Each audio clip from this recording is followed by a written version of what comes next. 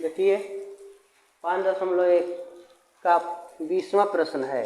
इसके पहले हम लोग 19 प्रश्नों तक सॉल्व कर चुके हैं। इसके पहले जो आपको फलन दिया गया था उसमें साइन है, मतलब त्रिकोणमितीय अनुपात का प्रयोग नहीं किया था, और अब इस वाले में दिया है साइन का प्रयोग कर दिया है, त्रिकोणमितीय अनुपात दे दिया है। तो आपको पहले से बताए थे दूसरे लेसन पढ़ाते समय कि जो साइन होता है त्रिकोणमितीय अनुपात के लिए सभी किसी भी रियल नंबर पर संतत होता है। इसका ग्राफ बनाया जाता है तो बिना टूटे हुए आगे की तरफ बढ़ता रहता है। इसका परिसर होता है -π/2 से +π/2, तो इसलिए यह किसी भी रियल नंबर पर संतत होते हैं। तो अगर प्रश्न को आप सॉल्व करना चाहते हैं कि x बराबर पाई पर यह फलन सतत है कि नहीं है, तो आप इतना जान लीजिए कि ये सतत होगा। अगर साइन दिख गया कहीं तो आप कह देंगे बिना सॉल्व किए कि ये दिया गया फलन सतत है। लेकिन चलिए इसको हम जांच करते हैं सतत है कि नहीं है। x बराबर पाई पर, तो जब हम जांच करेंगे तो LHL फर्स्ट कंडीशन ये है हमारा कि लेफ्ट हैंड लिमिट हम इसका निकालेंगे। तो लेफ्ट हैंड लिमिट में होता है x tend to pi negative. x की वैल्यू पाई है तो पाई रखेंगे, लेकिन कुछ ना कुछ छोटा, तो f(x). यहाँ देखिए तो यहाँ f(x) की वैल्यू जो है limit x tend to pi negative, और f(x) का मान है x² - sin x + 5। तो अगर हम रखते हैं limit x tend to pi negative, लेकिन हम x के मान जो पाई रखते हैं तो x जब लेफ्ट हैंड लिमिट लेते हैं तो हम कुछ ना कुछ छोटा नंबर रखते हैं। तो दिया है कि x बराबर पाई, तो हम कुछ ना कुछ छोटा करेंगे तो h कम कर देंगे। तो x बराबर हम रखेंगे पाई - h, और या h टेंड टू 0। तो यहाँ हम नोट करेंगे h टेंड टू 0, और इसके जगह पर लिखेंगे पाई - h का वर्ग माइनस साइन, यहाँ लिखेंगे पाई - h और +5। तो इसी प्रकार यहाँ से अगर देखा जाए तो limit h tend to 0 pi - h का वर्ग minus sine 180 minus theta, sine theta मतलब साइन h लिख देंगे, और +5। तो अगर वैल्यू यहाँ h की मान पुट कर दें हम तो पाई - 0 के वर्ग माइनस साइन 0 और +5। तो यहाँ पर हो जाएगा केवल पाई² और इसका मान 0 हो जाएगा, और यहाँ बच जाएंगे 5। तो लेफ्ट हैंड लिमिट का मान हमको मिल गया पाई² + 5। इसी प्रकार अगर हम राइट हैंड लिमिट निकालते हैं, राइट हैंड, तो इस केस में देखिए limit x tend to pi + f(x). तो यहाँ क्या होगा, तो यहाँ लिमिट x के जो मान पाई है अगर प्लस लेते हैं, और फलन हमारा है यही x² - sin x + 5।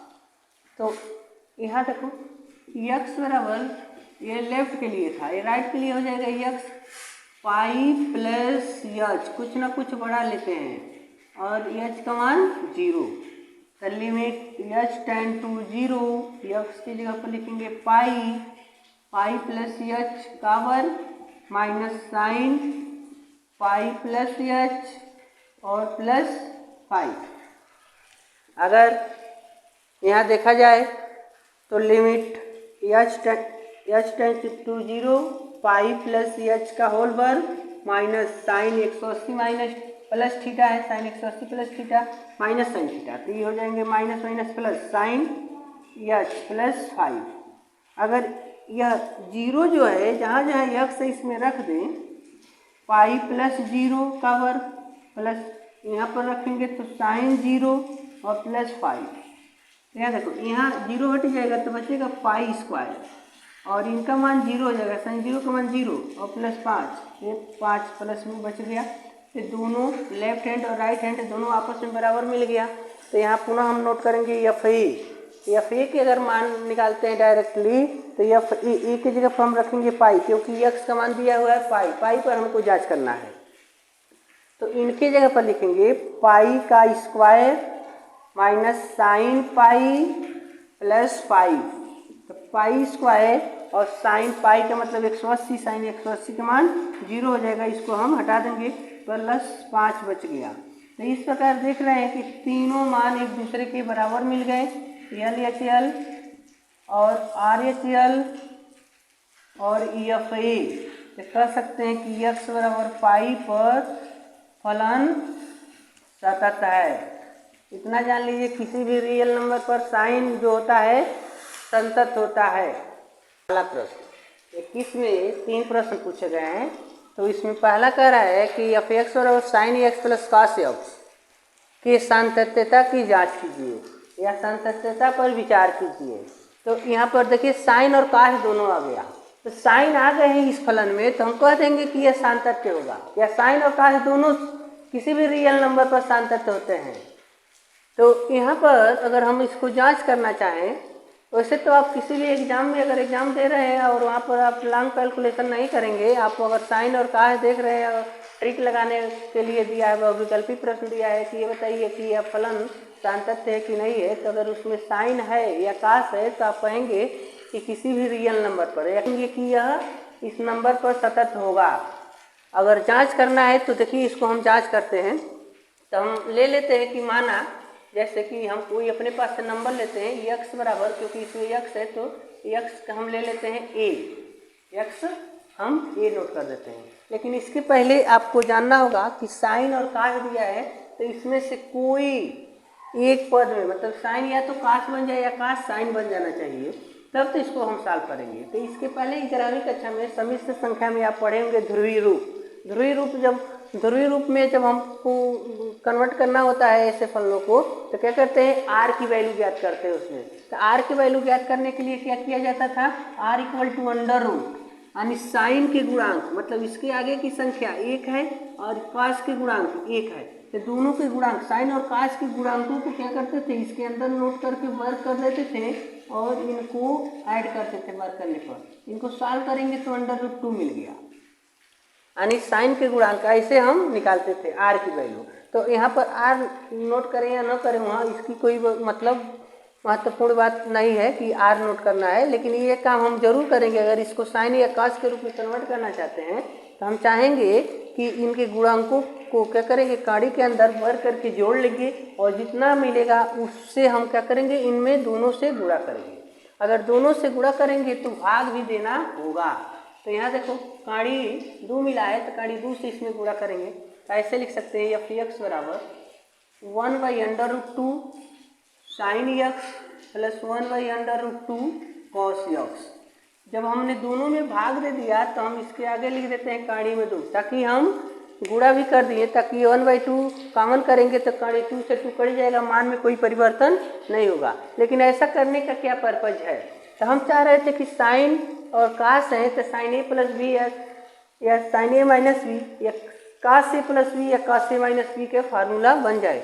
क्योंकि अंडर√2 है तो जब हम अंडर√2 यहाँ पर लिखे होते हैं, बट्टे के रूप में नहीं लिखते तो सेक और कोसेक के फार्मूला बनाते हैं, जबकि ये साइन और कॉस है तो हम बट्टे में नोट किया, जिससे हमको पता चलता है कि साइन 45 अंश या कॉस 45 अंश के मान 1/√2 होता है।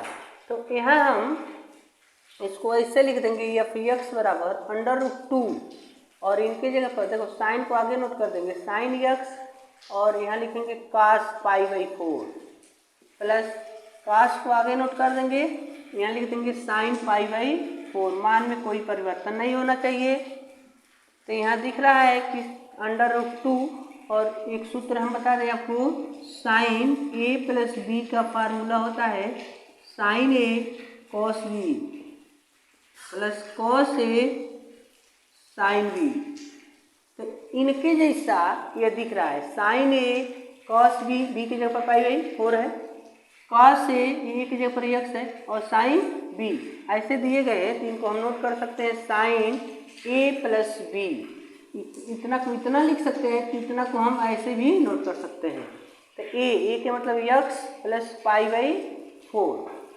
तो हमारा ये फलन साइन के पदों में कन्वर्ट हो गया। तो इनको अब हम जांच करेंगे किसी नंबर पर यह सतत है कि नहीं है। तो देखिए मान लेते हैं हम कि एक रियल नंबर यहाँ पर माना x बराबर a, हम कोई एक नंबर ले लेते हैं जो रियल नंबर होगा, a एलिमेंट r, यहाँ पर कोई भी संख्या हो सकती है, इसमें कोई बाध्यता नहीं है। तो इस पर जब हम जांच करेंगे कि सातत्य है कि नहीं है, तो लिमिट एल नोट करेंगे।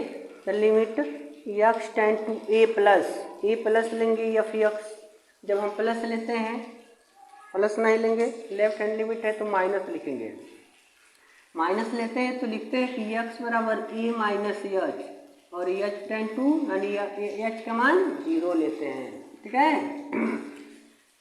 यहाँ पर हम लिखेंगे लिमिट, अभी एक राउंडर रख देते हैं और इनकी वैल्यू है काड़ी में 2 sine x plus pi by 4। अगर इसमें मान पुट कर देते हैं, चलो बढ़ जाते हैं आगे तक। लिमिट एच टेंड टू 0, काड़ी में 2 और एक्स की जगह पर हम लिखेंगे ए माइनस एच, ए माइनस एच और प्लस पाई बाई 4। तो देखो यहाँ हो गया लिमिट एच टेंड टू 0, काड़ी में 2 साइन। इनमें हम क्या करेंगे, थोड़ा जो यह और यह नेचुरल नंबर है तो थोड़ा सा कम किया गया था, तो इसको अलग लिखेंगे ए प्लस पाई बाई 4 और माइनस एच अलग कर देना है। तो यहाँ ये फार्मूला बना देगा साइन ए, पूरा ए हो जाएंगे और ए भी हो जाएगा, sine A minus B, sine A minus B. तो साइन ए माइनस बी का फार्मूला अगर यहाँ माइनस कर दें तो साइन ए माइनस बी का फार्मूला होता है यहाँ पर minus sine A into cos B minus cos A into sine B. तो इसको हम इसके आधार पर तोड़ देंगे। देखिए लिमिट एच टेंड टू 0, काड़ी में 2 साइन, ब्रैकेट में लिखेंगे sine A plus pi by 4 into cos B की जगह पर एच माइनस कॉस ए की जगह पर A plus pi by 4 into sine H. अब हमको लिमिट का मान रख देना है, तो लिमिट का मान रख दें तो काड़ी में 2 ब्रैकेट में sine A plus pi by 4 into cos 0, H की जगह पर 0 minus cos A plus pi by 4 और साइन 0। अब देखिए यहाँ पर क्या मिलता है, काड़ी में 2 और जब कॉस 0 अंश के मान होता है 1 और साइन 0 अंश का मान 0। तो जब यहाँ पर हम 0 रखेंगे तो इस पूरे को 0 कर देगा, और यहाँ 1 रखेंगे तो ये बच जाएंगे। तो इसका गुणा इसके साथ कर देते हैं हम, मिल गया काड़ी में 2 sine A plus pi by 4, यानी लेफ्ट हैंड लिमिट का मान मिल गया हमको यह। ठीक है, तो इस प्रकार हम लेफ्ट हैंड लिमिट का मान निकालें। अब इसके बाद हम राइट हैंड लिमिट का मान निकाल दें। अगर वो भी इतना मिल जाए तो हम कहेंगे कि यह फलन किसी भी रियल नंबर पर सतत होगा। आप पहले इसको नोट कर लेंगे और इसी के साथ में आप स्क्रीनशॉट के साथ भी ले सकते हैं, और इसके बाद हम इसी में RHL नोट करते हैं।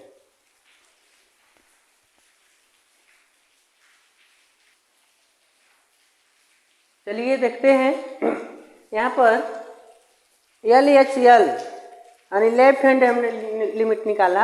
अब RHL करते हैं। यहाँ पर जब राइट हैंड लिमिट लेंगे तो हम इसको बिना साफ किए, इरेज किए, बिना मिटाए हम इसी में आपको बता देते हैं कि ये राइट हैंड लिमिट कितना प्राप्त होगा। जब राइट हैंड लिमिट लेते हैं तो यहाँ पर x tend to a negative लिया गया है। अब हम इसको पॉजिटिव लेंगे, तो ये पॉजिटिव लेते हैं तो x की वैल्यू कुछ हम रखते हैं, तो x बराबर a प्लस एच कर देंगे और h का मान 0 हो जाएगा। तो जब हम प्लस ले लिए तो देखो यहाँ पर पॉजिटिव नंबर रखेंगे। उसके बाद जब हम पॉजिटिव नंबर लिखें तो इसको और इसको आगे नोट कर लेंगे और ये प्लस एच पीछे हो जाएगा, यहाँ पर प्लस हो जाएंगे।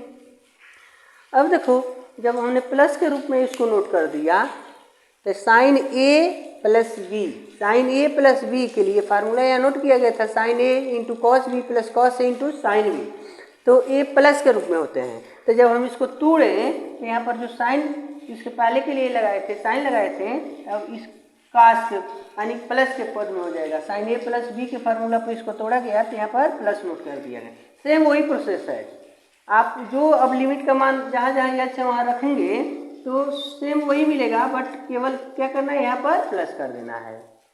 अब देखो जब हमने एच की जगह पर 0 रख दिया तो काश 0 का मान यहाँ भी 1 होगा और यहाँ साइन 0 का मान 0 हो जाएंगे, तो ये निगलेक्ट हो जाएगा, तो पुनः हमको क्या बच जाएगा, इतना बच जाएगा, ये 1 हो जाएंगे तो कड़ी में 2 sine A plus pi by 4 यह यहाँ पर बच गया। तो देख गए कि आर एच एल का भी मान हमको यही मिल रहा है, और जब हम एल एच एल का मान निकाले थे तब भी यही मिला था। तो ये तो दोनों सेम हो गए। तो अगर हम डायरेक्टली एफ ए की वैल्यू निकालें तो ए की जगह पर ए है, ये है।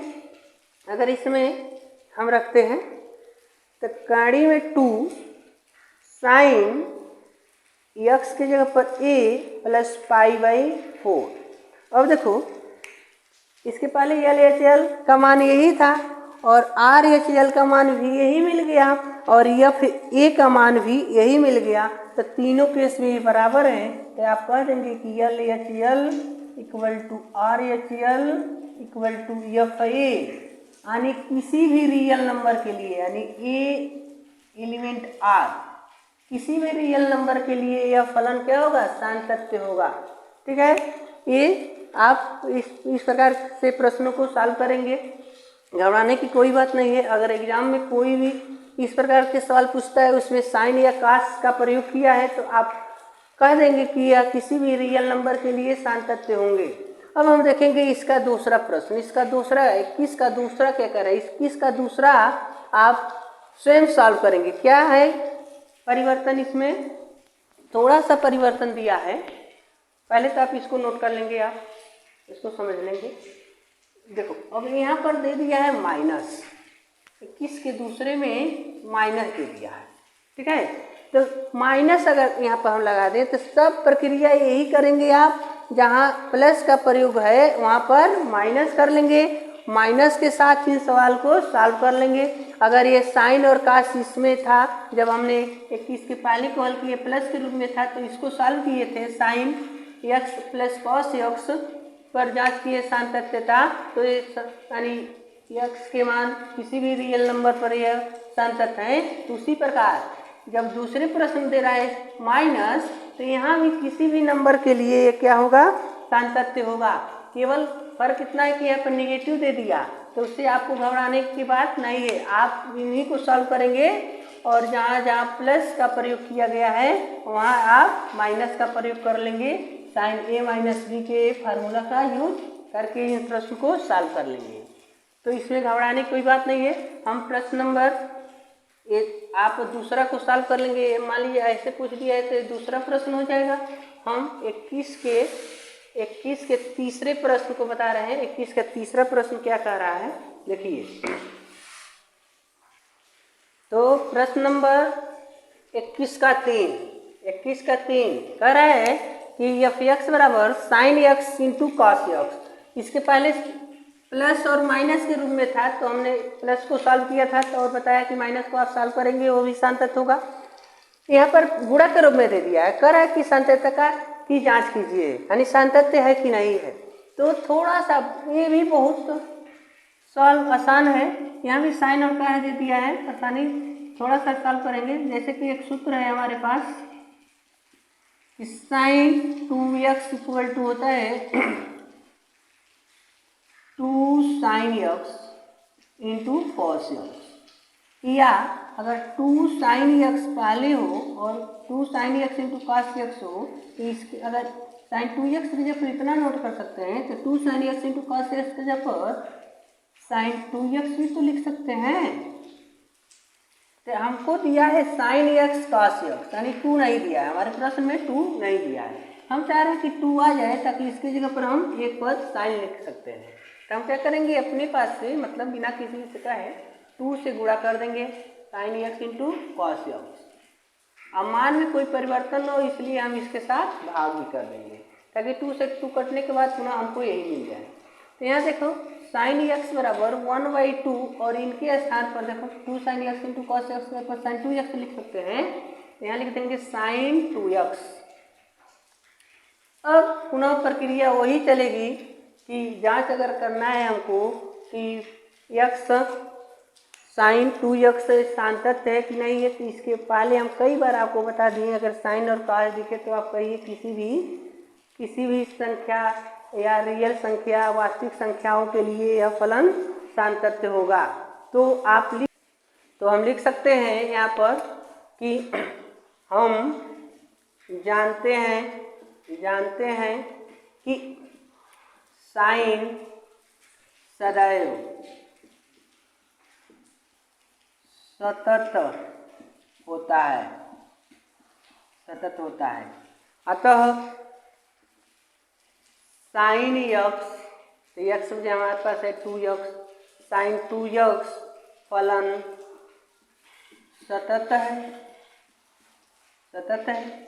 या यहाँ पर 1/2 भी आगे है तो आप लिख देंगे 1/2 साइन 2x फलन सतत है। या जो हमारा फलन दिया है f(x) यह भी सतत होगा। इस प्रकार आप इसको सॉल्व कर सकते हैं। इसमें बहुत नोट करने की कोई ज़रूरत नहीं होगी। या जैसे साइन या कॉस दे तो किसी भी रियल नंबर पर आप कह देंगे कि यह फलन जो है हमारा सतत होगा। अब इसके बाद का जो प्रश्न है हम आगे देखेंगे। इसके बाद इतना आप इसमें जानें।